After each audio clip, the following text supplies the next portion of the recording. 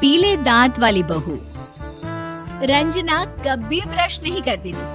उसे कितनी बार उसके माँ बाप ने डांटा, लेकिन उसका कोई असर उस पर होता ही नहीं था, जिस कारण से उसके दांत पीले पीले हो जाते हैं। शादी के बाद अरे बहू, वैसे तो तुझ में कोई कमी नहीं है, पर तेरे दांत इतने पीले कैसे हैं बेटा?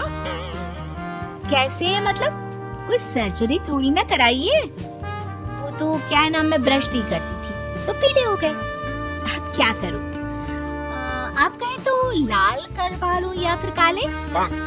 यार ये क्या है, क्यों माँ से लड़ रही हो? लड़ रही हूँ? अरे मैं लड़ रही हूँ या ये बोल रही है कि दांत पीले हैं, पीले। अरे तपस्या थोड़ी ना की है इन्हें पीले करने के लिए। बकायदा ब्रश नहीं किया है 20 साल तक, तब जाकर। छी, कैसी बात कर रही हो? ये उस वक्त तो पीले नहीं थे जब हम लोग तुम्हें देखने आए थे। अरे तब साफ करवा लिया होगा डेंटिस्ट के पास जाकर। अब देखो कैसे पीले पीले लग रहे हैं। रंजना सास की तरफ गुस्से से देखती है। फिर शुरू हो गई पीले पीले पीले। अरे पीले तो तब भी थे जब मेरे हाथ का रसगुल्ला उड़ा उड़ा कर खा रही थी और बोल रही थी, लड़की नहीं गुणों का खजाना दे रहे भाई साहब। अब वो लोग करते भी तो क्या करते, पीले दांत वाली बहू पल्ले पड़ी थी तो झेलना तो था ही। एक दिन कीर्तन में रंजना गाना गा रही थी।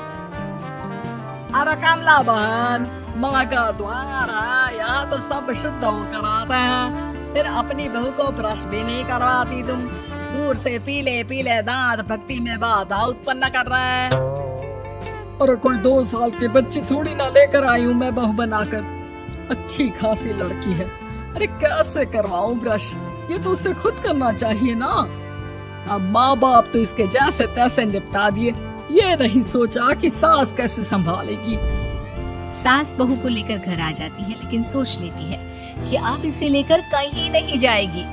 अगले रोज बहू कहती है, अरे क्या हो गया, मंदिर नहीं जाना क्या? कीर्तन का वक्त हो रहा है। मेरी मधुर वाणी से कान्हा जी जागते हैं और सोते हैं। आप तो जानती है ना उनकी भक्ति में कितना मन लगता है मेरा। वो क्या है ना, तबीयत ठीक नहीं लग रही है मेरी, आराम करूंगी मैं। तबीयत ठीक नहीं लग रही? अभी तो मिथुन के गाने पर नाच रही थी आप, और अब बोल रही है कि तबीयत ठीक नहीं लग रही। अरे भक्ति में मन लगा लो सासू माँ, ऊपर जाना है, क्या मुंह दिखाओगी आप? हाँ? सास को बहू की बात पर गुस्सा आ जाता है। मैं क्या मुंह दिखाऊंगी, इसकी चिंता तो ना कर, समझी? अपने मुंह की चिंता कर, जो ये पीले पीले दांत लेकर हर जगह पहुंच जाती है। पता है लोग कितना मजाक बनाते हैं। ना जी ना, मैं नहीं जाना कहीं तेरे साथ। तो ये बात है, कोई ना, मत जाओ, मैं अपने कमरे में ही बैठकर भक्ति कर लूंगी। ऊपर वाला दांत थोड़ी ना देखता है, मन देखता है, भावना देखता है। और अरे बस बस, तू सब कुछ दिखा, बस ये सफेद चमकदार दांत ना दिखाना किसी को, है? जा यहाँ से। बहू को सास की बात का कोई फर्क नहीं पड़ता, वो तो जैसी थी वैसी ही रह जाती है। सुबह नहाकर किचन में खाना बनाना, फिर खाना खाना, कीर्तन भजन करना और सो जाना। एक दिन, माँ जी मैं सहेली के घर जा रही हूँ, शाम को लेट आऊंगी। ओहो, तो जाना, मैंने कौन सा तेरी आरती करनी है घर पर बैठकर।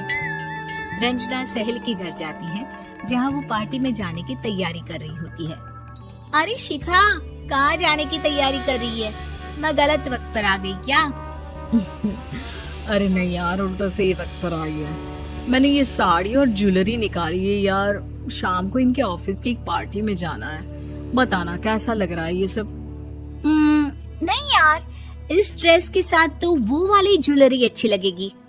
हाँ हाँ सही बोल रही है, मैंने ध्यान ही नहीं दिया। वैसे तो हमेशा से मस्त फैशन सेंस रखती है। तो बड़ा जाती होगी ना पति के साथ पार्टी में। रंजना कुछ नहीं बोलती, बस सोचती है कि यार काश ये बात सही हो जाती। पर मैं क्यों नहीं जाती पार्टी में? क्या इन लोगों की कोई पार्टी होती नहीं होगी? रंजना घर आती है और रात में पति से सवाल करती है, एक बात बताइए, आप मुझे किसी पार्टी में क्यों नहीं ले जाते? क्या आपके यहाँ ऑफिस में पार्टी नहीं होती? पति बेचारा क्या कहता कि दांत पीले हैं तुम्हारे इसलिए। अरे कोई पार्टी होती नहीं हम लोगों के ऑफिस में, तो कहाँ से लेकर जाऊं? और मार्केट, मॉल, कहीं वीकेंड घूमना, कहीं तो। अरे यार, सारे हफ्ते में एक छुट्टी मिलती है, तो सोचता हूँ कि आराम ही कर लूं। क्यों? रंजना मन मार के रह जाती है। पहले कभी सास के साथ मंदिर जाया करती थी, लेकिन वो भी सास ने ले जाना बंद कर दिया। घर बैठी बैठी रंजना बोर हो जाती है। तभी उसे आइडिया आता है और वो मायके जाने का सोचती है। सासू माँ, 2 दिनों के लिए मम्मी के घर जा रही हूँ। अच्छा ठीक है, आराम से जा। और हाँ, माँ से कुछ अच्छी आदत सीख कर आना कि कैसे शरीर के हर भाग की तरह दांतों की सफाई भी जरूरी होती है, समझी? शुरू हो गई ना आप? वो लोग आपकी तरह नहीं है कि छोटी छोटी बात का बतंगड़ बना दे। उन लोगों के लिए मैं मायने रखती हूँ, ना कि मेरे पीले पीले दांत। रंजना माँ को बिना बताए उन लोगों को सरप्राइज देती है, लेकिन जैसे ही वो दरवाजे पर पहुँचती है, अंदर देखती है कि घर वाले कहीं जा रहे होते हैं। अब माँ, काश रंजना दीदी के दांतों वाली प्रॉब्लम नहीं होती, तो वो भी हम लोगों के साथ चलती ना बुआ जी की बेटी की शादी में।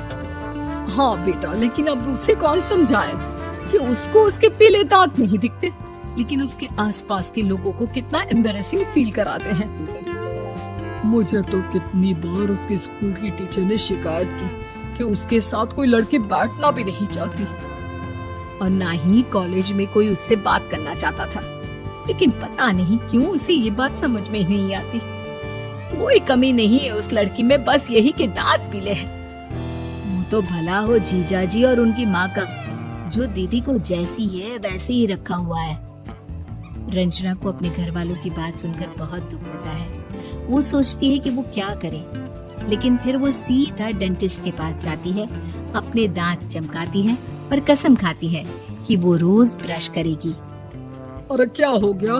तुम तो 2 दिनों के लिए गई थी ना, पर कोई ना, अच्छा है, चलो आ गई तो। रंजना सास के सामने आकर खड़ी हो जाती है और पूरी स्माइल करती है, उसके चमकदार दांतों को दिखाती हुई।